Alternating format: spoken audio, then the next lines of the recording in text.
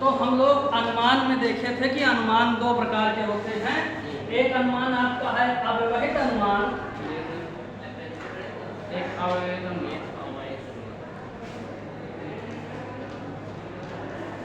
और दूसरा अनुमान जो है वो आपका है व्यवहित अनुमान। व्यवहारिक अनुमान। हाँ? व्यवहारिक अनुमान। तो हम जानते हैं कि अव्यवहित अनुमान क्या है। जब एक आधारवाद की सहायता से निष्कर्ष निकले तो उसे क्या कहेंगे, अव्यवहित अनुमान कहेंगे। और ठीक जब एक अनुमान से अधिक अर्थात दो या दो से अधिक आधारवाद के दो या दो से अधिक आधारवादियों की सहायता से आपका निष्कर्ष निकले तो उसे क्या कहेंगे, हम व्यवहित अनुमान कहेंगे। तो अव्यवहित अनुमान और व्यवहित अनुमान में हम लोग अव्यवहित अनुमान को पढ़ रहे थे, जिसमें हमने परिवर्तन पढ़ा था ना। परिवर्तन क्या है, तो परिवर्तन में हमने बताया था कि ये परिवर्तन अव्यवहित अनुमान का एक रूप है। परिवर्तन क्या है, अव्यवहित अनुमान का एक रूप है, जिसमें उद्देश्य के स्थान पे विधेय और विधेय के स्थान पे उद्देश्य को बदल देते हैं ना। उद्देश्य के स्थान पे विधेय को और विधेय के स्थान पे उद्देश्य को सरलता पूर्वक बदल देते हैं। ये जो परिवर्तन होता है, ये परिवर्तन आपका दो प्रकार के होते हैं। एक को हम कहते हैं सरल परिवर्तन और दूसरे को कहते हैं परिमित परिवर्तन। सरल परिवर्तन और परिमित परिवर्तन। तो आज हम लोग सरल परिवर्तन की चर्चा करेंगे कि सरल परिवर्तन है क्या। तो हम सरल परिवर्तन को समझेंगे कि परिवर्तन क्या है, उसमें सरल परिवर्तन क्या है, परिमित परिवर्तन क्या है, सरल परिवर्तन को कैसे डिफाइन करते हैं, किनका सरल परिवर्तन होता है, किन तर्कवाक्यों का, और किन तर्कवाक्यों का परिमित परिवर्तन होता है, ये हम आज यहाँ समझेंगे। तो हम जहाँ देख रहे हैं सरल परिवर्तन, क्या लिखेंगे, सरल परिवर्तन। तो परिवर्तन में जो नियम है उसका पहला कि उद्देश्य के स्थान पर विधेय को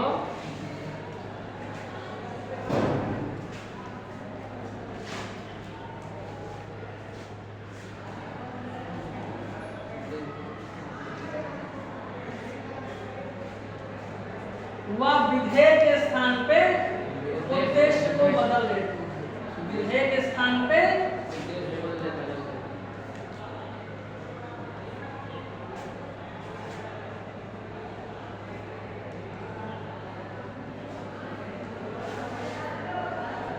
परिवर्तित कर देंगे, बदल देंगे। परिवर्तित करने का मतलब बदल देंगे। और इनका गुण व परिमाण यथावत बना रहता है। गुण व परिमाण क्या होगा, बना रहता है।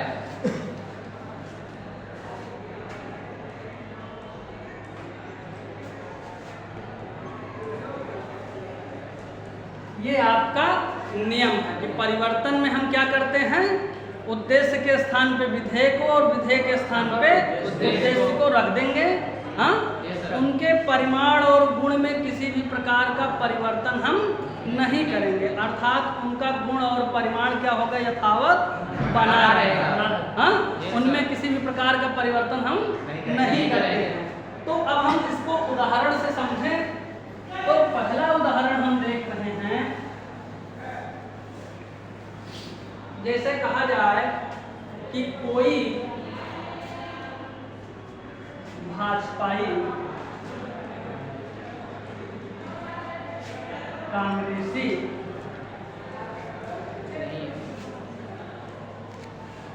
नहीं।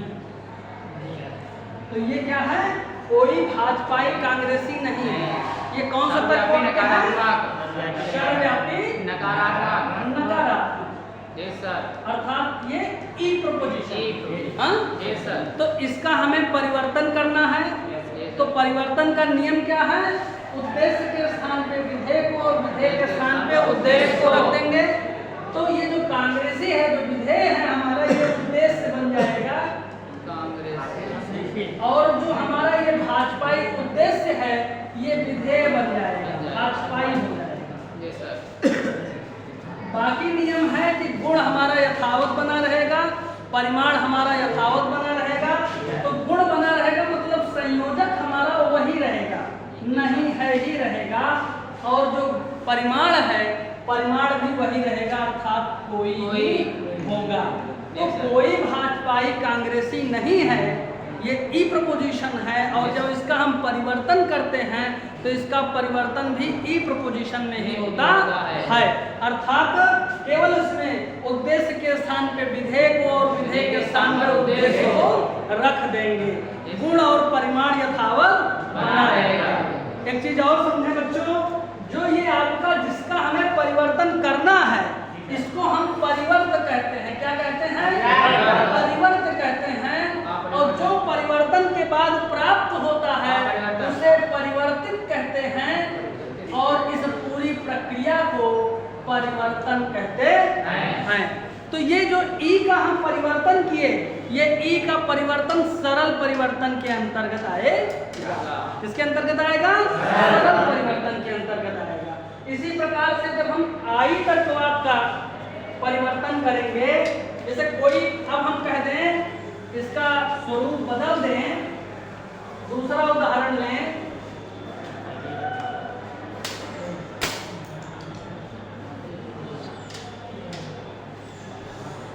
कुछ भारतीय विद्वान हैं, हाँ? कुछ भारतीय विद्वान हैं। ये कौन सा तर्कवाक्य है? आई तर्कवाक्य, अंशव्यापी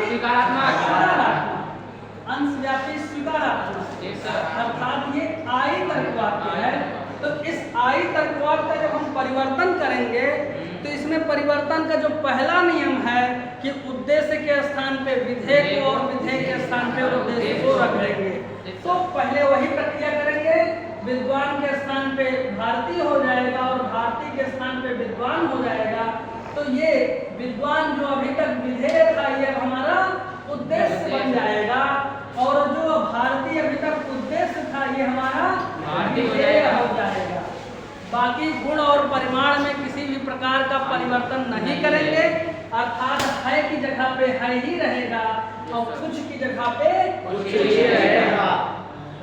तो ये परिवर्तन हुआ आई तर्कवाद का, अंशव्यापी स्वीकारात्मक का। तो आप सीधे जानते रहिए कि जब कभी भी आई तर्कवाक्य दिया जाए और उनका परिवर्तन करना हो तो आई तर्कवाक्य का परिवर्तन आई में ही होगा, क्योंकि इनका परिवर्तन सरल परिवर्तन के अंतर्गत आता है, और इसमें केवल उद्देश्य के स्थान पे विधेय को, विधेय के स्थान पे उद्देश्य को रख देंगे। बाकी इनका परिमाण और गुण यथावत बना रहेगा। तो ये तो हमारे हुए सरल परिवर्तन। ये आप जानते रहिए कि ई तर्कवाक्य का और आई तर्कवाक्य का, ई तर्कवाक्य मतलब सर्वव्यापी नकारात्मक और आई तर्कवाक्य मतलब अंशव्यापी स्वीकारात्मक। तो सर्वव्यापी नकारात्मक और अंशव्यापी स्वीकारात्मक इन दोनों तर्कवाक्यों का परिवर्तन सरल परिवर्तन कहलाता है। इसमें गुण और परिमाण यथावत बना रहता है, केवल उद्देश्य के स्थान पे विधेय को और विधेय के स्थान पे उद्देश्य को परिवर्तित कर देते हैं। अब हम देखेंगे परिमित परिवर्तन। ये आपका सरल परिवर्तन हुआ। अब सरल परिवर्तन के बाद हम देखेंगे परिमित परिवर्तन। कौन सा परिवर्तन देखेंगे? परिमित परिवर्तन। परिमित परिवर्तन। तो परिमित परिवर्तन में थोड़ा सा चेंज हो जाता है। इसमें गुण तो यथावत बना रहता है, अर्थात अगर गुण स्वीकारात्मक है तो स्वीकारात्मक ही रहेगा, नकारात्मक है तो नकारात्मक ही रहेगा, किंतु इनका परिमाण बदल जाता है, अर्थात इनका परिमाण सर्वव्यापी से अंशव्यापी हो जाता है।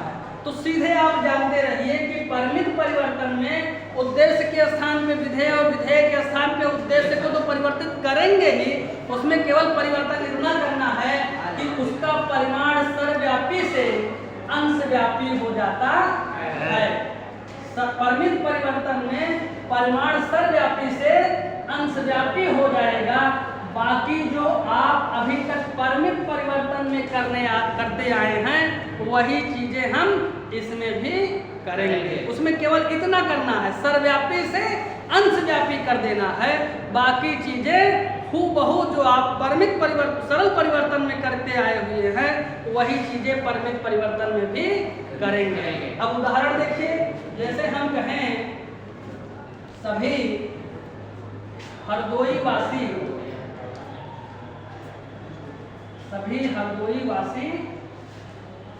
ईमानदार हैं। सभी हरदोई वासी ईमानदार हैं। तो ये कौन सा तर्क वाक्य है आपका? सर्वव्यापी स्वीकारात्मक। सर्वव्यापी स्वीकारात्मक अर्थात ए प्रपोजिशन। अब इसका जो परिवर्तन होता है वो परमित होता है। तो इसमें हम पहला नियम हमारा क्या है कि उद्देश्य के स्थान पे विधेय को और विधेय के स्थान पे उद्देश्य को करते हैं। इसमें हमारा ईमानदार विधेय है और हरदोई वासी क्या है हमारा? उद्देश्य है। तो हरदोई वासी को ईमानदार के स्थान पे और ईमानदार को हरदोई के स्थान पे अर्थात उद्देश्य को विधेय के स्थान पे और विधेय को उद्देश्य के स्थान पे कर देंगे। तो यहाँ पे आपका ईमानदार हो जाएगा और यहाँ पे आपका हरदोई वासी हो जाएगा। बाकी गुण यथावत रहता है। तो अर्थात जो स्वीकारात्मक है तो स्वीकारात्मक ही रहेगा, नकारात्मक है तो नकारात्मक ही रहेगा। तो इनका गुण स्वीकारात्मक है क्योंकि संयोजक है तो यहाँ भी संयोजक है ही होएगा। गुण इनका क्या हो जाएगा? स्वीकारात्मक हो जाएगा। केवल परमित परिवर्तन है तो केवल इसमें परिमाण में परिवर्तन करेंगे। तो परिमाण हमारा सर्वव्यापी है तो इस परिमाण को हम अंशव्यापी कर देंगे अर्थात सभी के स्थान पे कुछ हो जाएगा। तो इस प्रकार से हम देखें कि जो ए तर्क वाक्य है उस ए तर्क वाक्य का परिवर्तन किसमें हुआ? आई किसमें हुआ? आई तर्क वाक्य में हुआ। तो इस प्रकार से बाकी जो आपका ओ तर्क वाक्य है उसका परिवर्तन नहीं होता है। अब ये प्रश्न उठता है कि ओ तर्क वाक्य का परिवर्तन क्यों नहीं होता?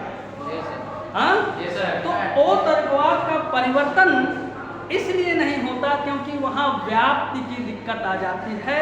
क्योंकि नियम ये है कि जो चीज आपका आधार वाक्य में जिसका हम परिवर्तन कर रहे हैं जो परिवर्त है, परिवर्त में जो चीज व्याप्त ना हो उसे निष्कर्ष में भी व्याप्त नहीं होना चाहिए। किंतु ओ तर्क वाक्य में ऐसी कंडीशन बनती है कि वहाँ पे जो पद व्याप्त नहीं है जब उसका हम परिवर्तन को परिवर्तित करते हैं अर्थात परिवर्तन करते हैं तो वो क्या हो जाता है? व्याप्त हो जाता है। इसी कारण से ओ तर्क वाक्य का परिवर्तन नहीं होता है। तो आपने परिवर्तन में देखा कि दो प्रकार के परिवर्तन होते हैं, एक सरल परिवर्तन होता है और एक परमित परिवर्तन होता है। सरल परिवर्तन में गुण और परिमाण यथावत बने रहते हैं, उनमें किसी भी प्रकार का परिवर्तन नहीं होता है। केवल उद्देश्य के स्थान पे विधेय को और विधेय के स्थान पे उद्देश्य को परिवर्तित कर देते हैं। जबकि परमित परिवर्तन में गुण तो यथावत बना रहता है लेकिन परिमाण परिवर्तित हो जाता है। परिमाण सर्वव्यापी से अंशव्यापी हो जाता है। तो संक्षेप में आप ये जानते रहिए कि ए तर्क वाक्य का परिवर्तन आई में, आई तर्क वाक्य का परिवर्तन आई में, ए तर्क वाक्य का परिवर्तन आई में, आई तर्क वाक्य का परिवर्तन आई में और ई तर्क वाक्य का परिवर्तन ई में होता है। ओ तर्क वाक्य का परिवर्तन नहीं होता है। ठीक है नहीं? तो नहीं क्यों होता है? इसको जब हम लोग व्याप्ति पढ़ेंगे, आपको जब हम व्याप्ति के बारे में न्याय वाक्य जब पढ़ाएंगे और जब व्याप्ति पढ़ाएंगे तो वहाँ ज़्यादा स्पष्ट करेंगे कि क्यों इसका परिवर्तन नहीं होता है। तो ये आपका परिवर्तन का भाग हुआ कि अनुमान, ये अव्यवहित अनुमान का भेद है। अव्यवहित अनुमान में तीन चीजें आपको पढ़नी है: परिवर्तन, प्रतिवर्तन, प्रतिपरिवर्तन। तो आज की क्लास में हमने परिवर्तन को देखा और परिवर्तन में हमने देखा कि ए तर्क वाक्य का परिवर्तन आई तर्क वाक्य में, आई तर्क वाक्य का परिवर्तन आई में और ई तर्क वाक्य का परिवर्तन ई में होता है। तो यही आपको याद होना चाहिए। ए तर्क वाक्य दिया है और उसका परिवर्तन पूछ रहा है तो सर्वप्रथम उसको आई तर्क वाक्य बनाइए। आई तर्क वाक्य बनाने के लिए क्या करेंगे? उसके परिमाण को कुछ कर देंगे और उसके संयोजक को है कर देंगे। बाकी जो आपका उद्देश्य है उसको विधेय के स्थान पे, और जो आपका विधेय है उसको उद्देश्य के स्थान पे परिवर्तित कर दीजिए। बाकी आपको कुछ नहीं करना है। और आपके बोर्ड में ये परिवर्तन और प्रतिवर्तन 10 नंबर में पूछा जाता, तो बाकी प्रतिवर्तन हम लोग नेक्स्ट क्लास